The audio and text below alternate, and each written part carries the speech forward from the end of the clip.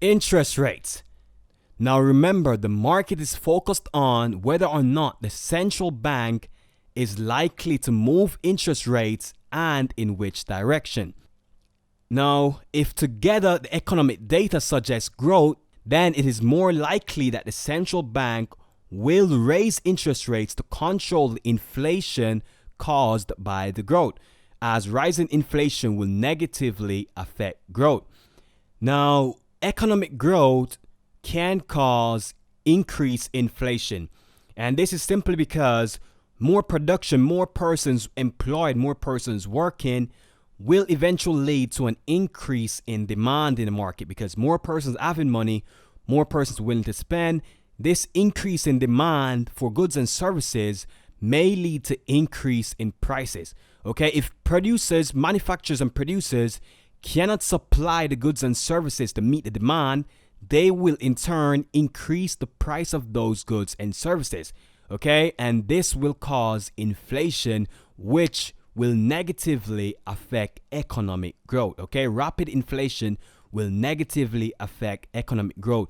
So the central bank tries to obtain gradual inflation, not rapid inflation, but gradual inflation, sustained gradual inflation at a certain pace. Rapid inflation will affect negatively economic growth, because if prices start to rise too rapidly, this may result in a decrease in purchasing power. Demand for goods and services will decrease because less persons will be willing to pay the higher price for the goods and services. Okay, and remember, if there is a decrease in demand, this will result in a decrease in production, which will eventually lead to producers cutting jobs.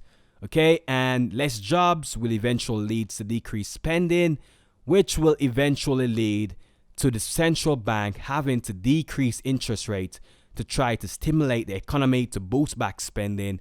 So rising growth can cause increase in inflation, which may negatively affect the economic growth. So the central bank has to pay keen attention to inflation. Now, remember, if the central bank decreases interest rates, this will make money cheaper to borrow.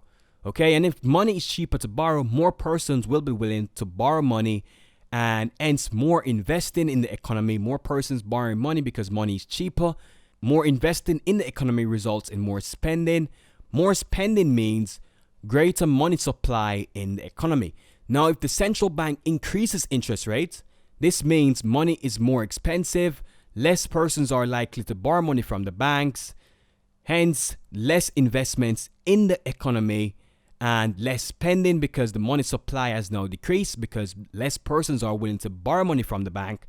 Hence, this will cause a decrease in the money supply in the economy, which should prevent prices from rising too rapidly.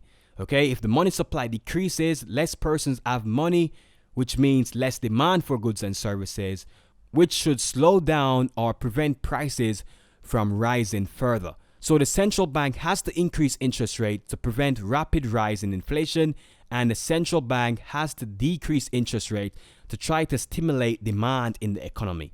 Okay, to try to stimulate inflation in the economy, the central bank has to decrease interest rate. And there are many other ways that the central bank may try to stimulate demand in the economy or try to stimulate inflation. The central bank may use quantitative easing and other means to try to stimulate demand in the economy and try to stimulate inflation. Okay, now section recap. Focus on how likely the news release will be in affecting the current sentiment towards interest rates. Okay, remember the focus is always on interest rates. Now remember, the higher the interest rate, the more attractive it is to investors who are looking to gain interest on their capital. As a result, whenever a country raises interest rates, we tend to see an increase in demand for that country's currency. Okay, so remember, whenever a country starts to increase interest rates, investors will look to invest in that country in order to gain from the increase in interest rate. Okay, so that is it for interest rates and this section.